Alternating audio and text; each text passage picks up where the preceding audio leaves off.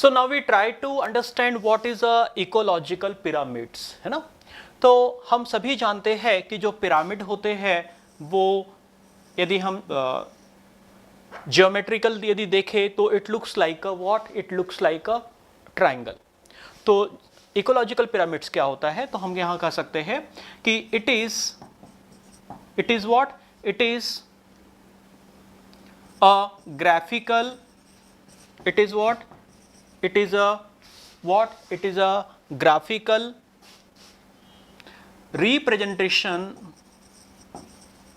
it is a graphical representation of ecological parameters, graphical representation of ecological parameters like numbers of individuals, numbers of individuals, consumers, etcetera, है ना। तो क्या होता है ecological parameter, क्या pyramids क्या होते हैं, ये एक प्रकार से ग्राफिकल रिप्रेजेंटेशन है किसका, इकोलॉजिकल पैरामीटर का। फॉर एग्जांपल हम लोगों ने ट्रॉपिक लेवल को समझने की कोशिश की थी, ट्रॉपिक रिप्रेजेंटेशन को समझने की कोशिश की थी, कि जिसमें हमने देखा था कि सबसे नीचे जो होते हैं वो होते हैं क्या, प्रोड्यूसर्स होते हैं, फिर कंज्यूमर, प्राइमरी कंज्यूमर होते हैं, फिर सेकेंडरी कंज्यूमर होते हैं, और फिर टॉप कंज्यूमर्स होते हैं। तो इस तरीके से जब भी हम लोग किसी भी इकोलॉजिकल सिस्टम को, किसी भी पर्टिकुलर इकोसिस्टम को हम लोग रिप्रेजेंट करना चाहते हैं, तो उसे जिस ग्राफ के थ्रू हम लोग रिप्रेजेंट करते हैं उसे हम लोग क्या कहते हैं, इकोलॉजिकल पिरामिड्स कहते हैं। तो ये जो टर्म है ये इंपॉर्टेंट इसीलिए भी है क्योंकि क्या हो रहा है यहां पर कि ये टर्म कॉम्पिटिटिव एग्जाम में कई बार पूछे जाते हैं, है ना। तो अभी हमने देखा इकोलॉजिकल पिरामिड्स। जो इकोलॉजिकल पिरामिड्स होते हैं वो अलग अलग टाइप्स के होते हैं, तो उसके बारे में बहुत ही ब्रीफ में हम लोग पढ़ रहे हैं, इनके नाम हमें याद होने चाहिए। The first is a pyramids of number, ऐसा पिरामिड जिसमें हम किसी भी इकोसिस्टम में अवेलेबल प्रोड्यूसर या कंज्यूमर या डीकंपोजर्स के नंबर्स के बेसिस पर हम क्या करते हैं, उन्हें रिप्रेजेंट करते हैं, उसे हम लोग क्या कहते हैं, उसे पिरामिड्स ऑफ नंबर कहते हैं। फॉर एग्जांपल यदि हम बात करें तो यदि कोई इकोलॉजिकल पार्क है तो उस इकोलॉजिकल पार्क में हम इस तरीके से जो है पिरामिड बना सकते हैं, जिसमें नीचे सबसे पहले रहेंगे प्रोड्यूसर्स, क्योंकि हमेशा यदि हम देखें तो प्लांट्स प्रोड्यूसर्स होते हैं। यदि नंबर वाइज यदि हम देखें तो प्लांट्स के नंबर किसी भी इकोसिस्टम में सबसे ज़्यादा होते हैं, इसीलिए यहाँ पर जो बेस है वो क्या रहेगा, ज़्यादा वाइड रहेगा। फिर इसके ऊपर आते हैं कंज्यूमर्स।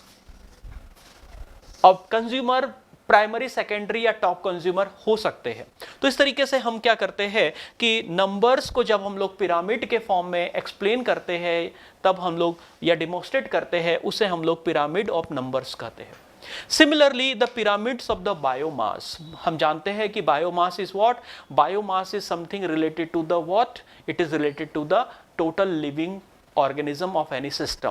तो जब हम लोग उन्हें रिप्रेजेंट करते हैं that is called the biomass. And the pyramids of the energy, अब पिरामिड्स ऑफ एनर्जी की यदि हम लोग बात करें तो ultimately it is nothing but the flow of energy, और हमने उसको बायोलॉजिकल मैग्निफिकेशन के थ्रू समझने की कोशिश की है कि what is a bio magnification. और बायो मैग्निफिकेशन में हमने समझा था कि किस तरीके से 1% of total solar energy is trapped into trapped and utilized by the plants, and the plant only can transfer the 10% of the biomass to the next level of the food chain। तो इस तरीके से ये हमें ध्यान देना है कि जो इकोलॉजिकल पिरामिड्स होते हैं वो 3 टाइप्स के होते हैं। आइए अब हम लोग आगे बढ़ते हैं, और यहाँ पर जब हम लोग पिरामिड ऑफ एनर्जी की बात करते हैं तो यहाँ पर एक टर्म इसमें हमें पढ़ने के लिए मिलता है जिसे कहते हैं BOD, जिसे हम क्या कहते हैं BOD, या जिसे कहते हैं biological oxygen demand. What is full form of this, biological biological oxygen demand, biological oxygen demand.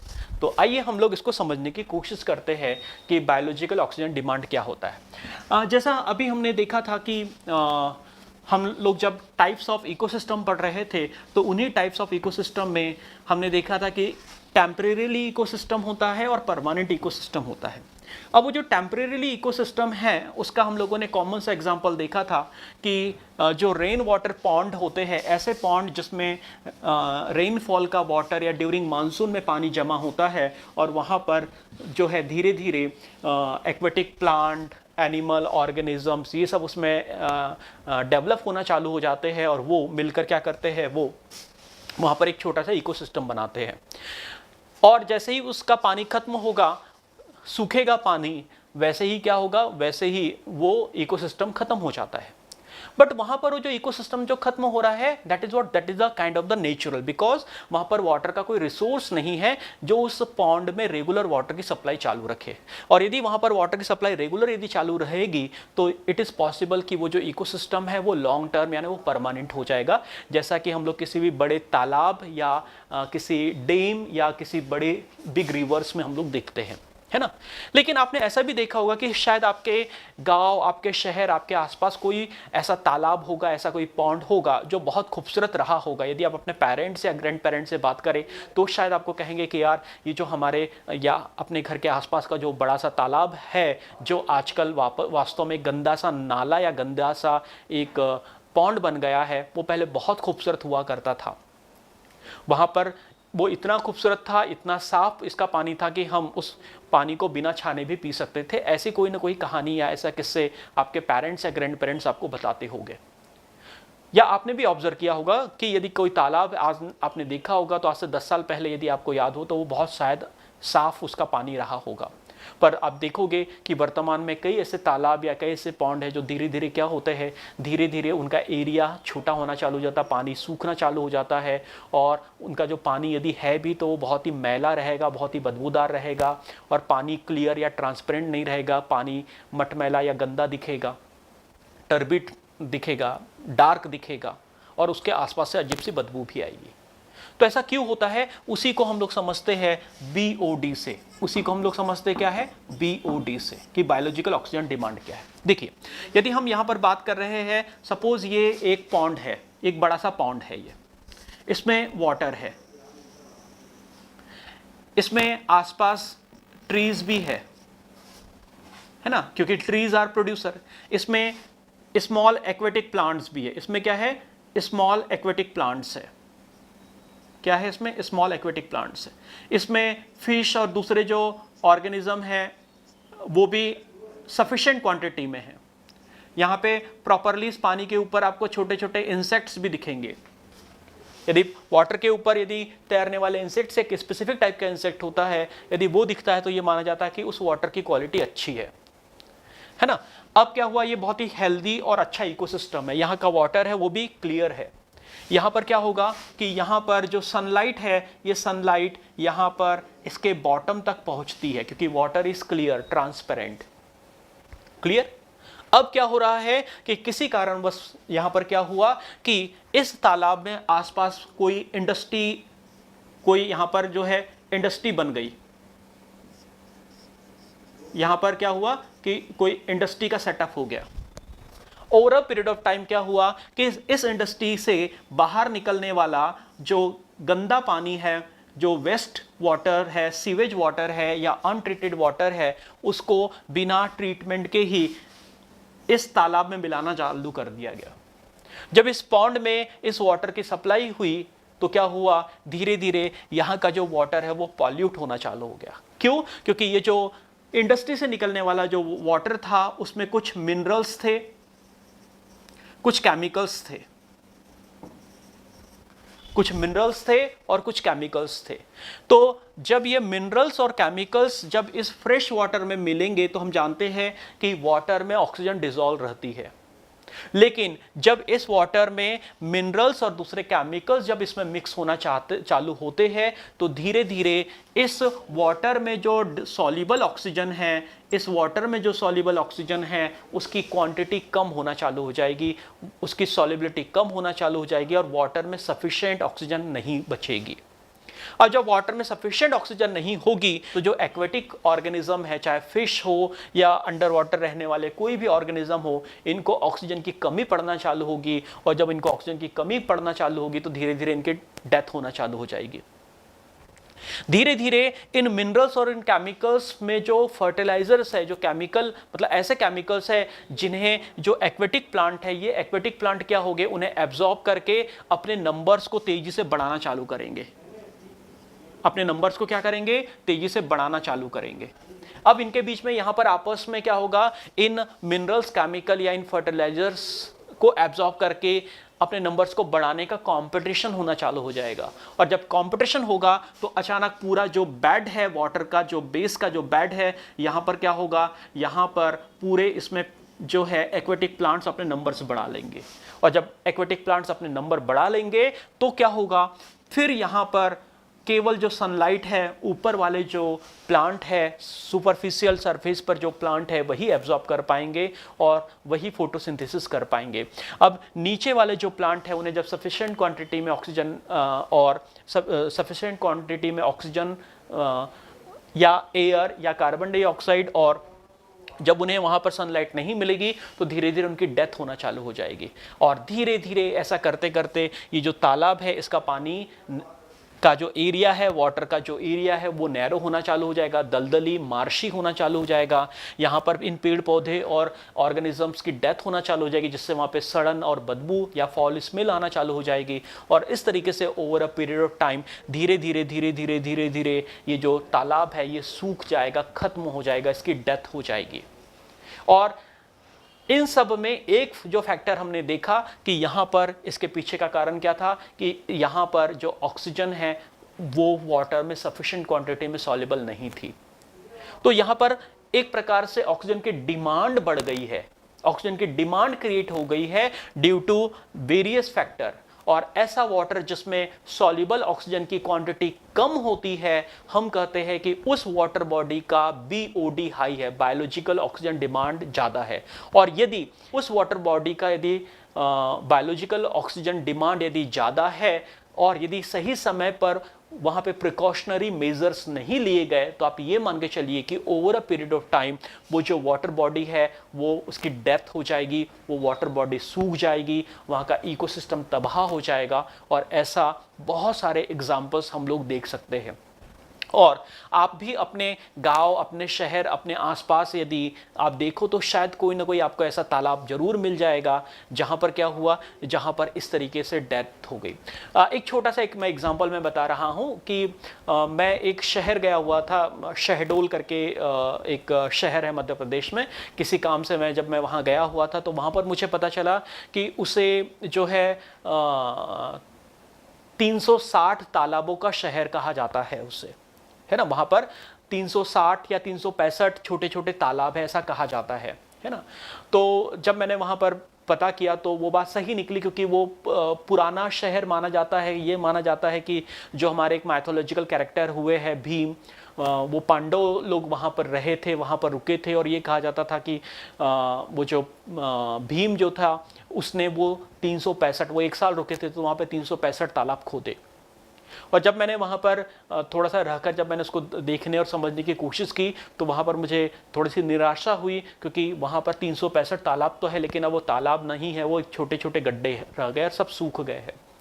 जब मैंने वहाँ पर लोगों से बात की तो एक मेरे मित्र थे साइंटिस्ट, जब मैंने उनसे बात की तो उन्होंने बताया मुझे कि ये जो तालाब थे उसमें पहले एक समय में पानी रहा होगा, पर धीरे धीरे वहाँ पर जो लोग हैं, मवेशी है, कपड़े धोते थे, मवेशियों को नहलाते थे, तो वहाँ पर जो साबुन सर्फ है उनमें जो मिनरल्स होते हैं वो भी कई बार इन प्लांट्स के लिए फर्टिलाइज़र का काम करते हैं। जब वो साबुन, सोडा या जो फर्टिलाइज़र्स जब वाटर में डिज़ोल्व होते हैं तो सॉल्युबल ऑक्सीजन की कमी पड़ना चालू हो जाती है। जब सॉल्युबल ऑक्सीजन की डेफिशिएंसी होना चालू हो जाएगी तो अल्टीमेटली धीरे धीरे ये जो पूरा इकोसिस्टम है वो कोलैप्स होना चालू हो जाएगा।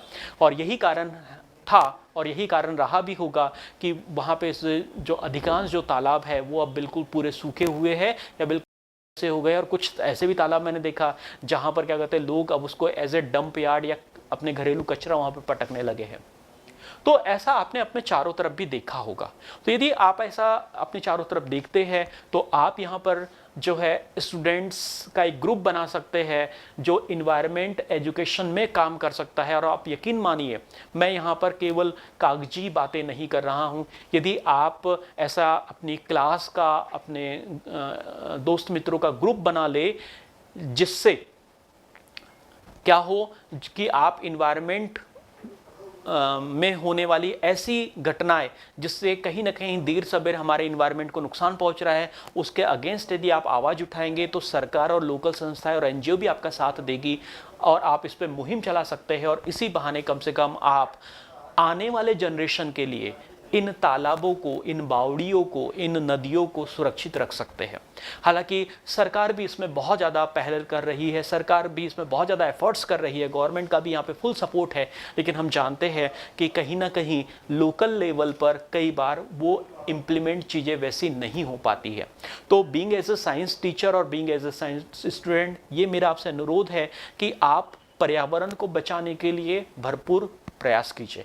तो मुझे उम्मीद है कि यहाँ पर जो बीओडी है वो बीओडी आपको समझ में आ गया होगा कि बीओडी क्या है। BOD is a biological oxygen demand, है ना, कि यदि किसी वाटर बॉडी में, है ना, हम इसको कैसे लिख सकते हैं, इसको ब्रीफली हम कि व्हेन सीवेज, मिनरल्स और industrial waste is directly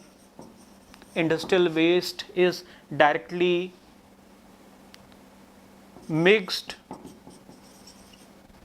into any water body, then it decreases soluble oxygen concentration in that water body.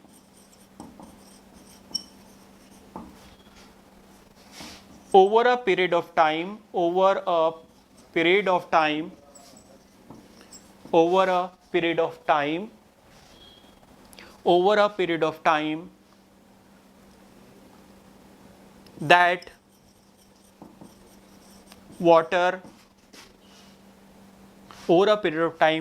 that water has less concentration of oxygen. This is called BOD, biological oxygen demand, है ना। तो this is called what, biological oxygen demand. तो इस तरीके से यहाँ पर जो है बीओडी एक बहुत इंपॉर्टेंट पैरामीटर होता है एनवायरनमेंट और इकोसिस्टम के हिसाब से। तो इस तरीके से अभी हम लोगों ने जो है बीओडी के बारे में समझा। आगे बढ़ते हैं और देखते हैं कि what is pollution and what is ozone layer depletion. तो यदि हम लोग पॉल्यूशन की बात करते हैं तो हम जानते हैं कि पॉल्यूशन इज व्हाट, क्या हम लोगों ने क्लास 9th में भी इसको डिटेल में पढ़ा है कि how we can define the pollution, that any alteration in natural composition of any alteration in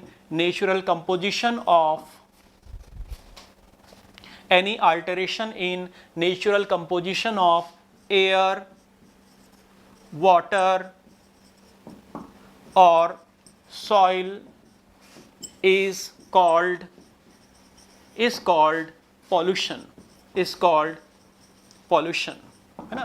pollution क्या है कि एयर, वाटर और सॉइल जो कि हमारे नेचुरल कंपोनेंट है, यदि एयर, वाटर और सॉइल का जो नेचुरल कंपोजिशन है उसमें यदि कोई भी अल्टरेशन या कोई भी यदि चेंज होता है तो उसे हम लोग पॉल्यूशन कहते हैं। और पॉल्यूशन डिफरेंट टाइप का होता है। हम जानते हैं कि एयर पॉल्यूशन है ना, we know that the there is a air pollution, water pollution,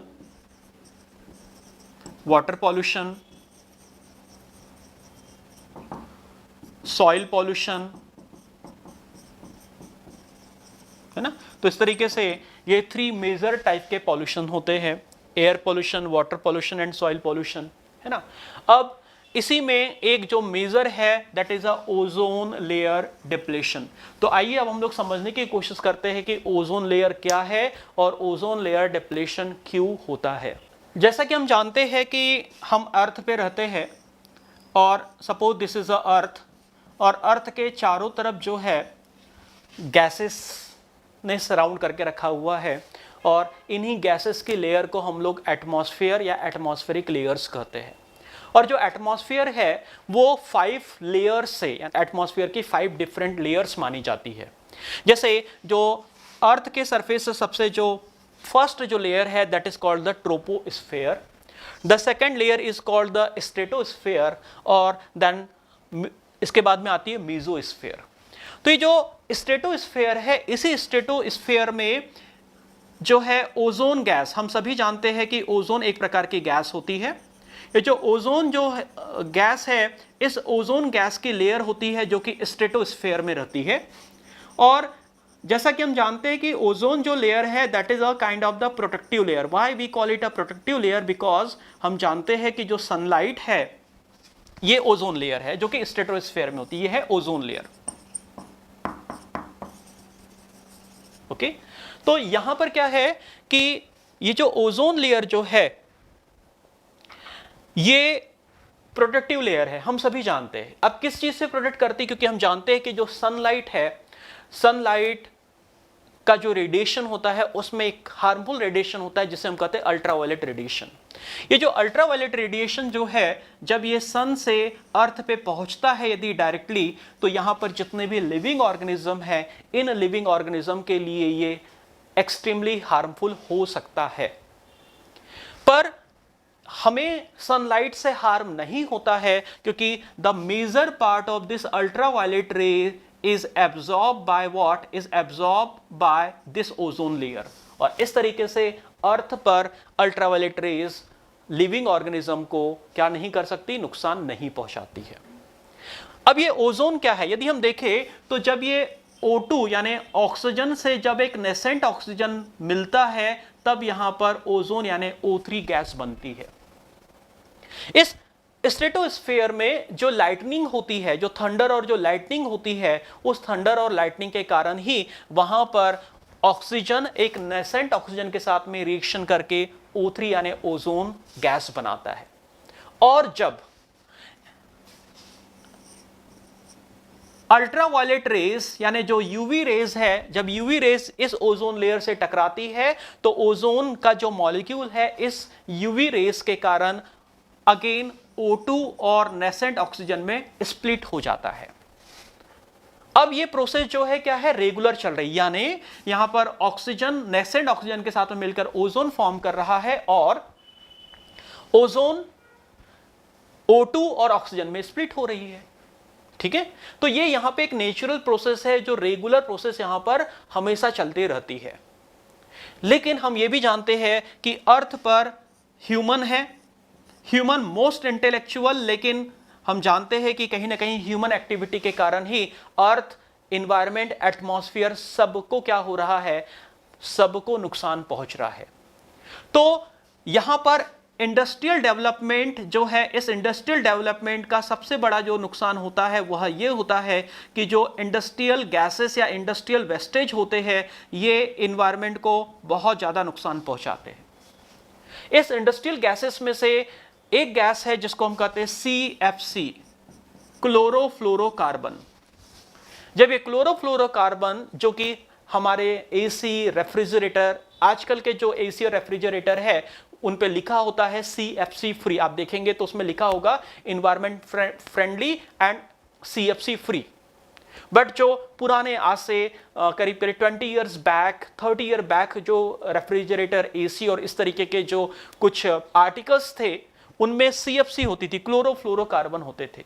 ये क्लोरोफ्लोरोकार्बन क्या होते थे, जब इन्हें बिना प्रॉपरली ट्रीट किए एटमॉस्फेयर में रिलीज कर दिया जाता था, तो ये सीएफसी के कारण जो है ओजोन लेयर क्या हो रही है, ओजोन लेयर डिप्लीट होना चालू हो रही थी। क्योंकि ये जो सीएफसी है इस प्रोसेस को, यानी ओजोन फॉर्मेशन की जो प्रोसेस है उसको ब्लॉक करती है, उसको हिंडर करती है, और इस तरीके से जो ओजोन लेयर है धीरे धीरे धीरे धीरे थिन होना चालू हो गई थी। और जब ये ओजोन लेयर जब थिन होती है तो हम जानते हैं कि ये इफेक्टिवली सनलाइट, यानी नॉट सनलाइट, अल्ट्रावायलेट रेज जो कि सनलाइट में होती है उसे इफेक्टिवली ब्लॉक नहीं कर पाएगी, और जिस भी एरिया में अल्ट्रावायलेट रेज अर्थ पर पहुंचेगी वहां के लिविंग, केवल लिविंग ही नहीं, इवन नॉन लिविंग्स, यदि हम नॉन लिविंग्स की बात करें, यदि हम लोग रॉक्स की बात करें, तो उन रॉक्स का भी स्ट्रक्चर, उन रॉक्स की भी स्टेबिलिटी जो है अल्ट्रावायलेट रेज क्या कर रही थी, चेंज कर रही थी। तो इस तरीके से ये जो है सीएफसी जैसे हार्मफुल केमिकल गैसेस के कारण ही ओजोन लेयर थिन होना चालू हो गई थी, और इसी ओजोन लेयर के थिन होने की प्रोसेस को हम लोग ओजोन डिप्लेशन कहते हैं। पर जैसे जैसे अवेयरनेस इंक्रीज होना चालू हुई, जैसे जैसे जो पूरे वर्ल्ड फोरम में, इन्वायरमेंटल फोरम में इस पर एक्शन लेना चालू किया, तो इंडस्ट्रियल ऐसे वेस्ट जो ओजोन गैस को डिप्लीट करती है उनका प्रोडक्शन और यूज प्रोहिबिटेड कर दिया गया, उनसे रोक दिया गया, जिसके कारण धीरे धीरे और भी ऐसे कुछ मेजर्स लिए गए, जिसके कारण से जो है ग्रेजुअली ओजोन लेयर जो है क्या हो गया, ओजोन लेयर अब फिर से हील होने लग गई है।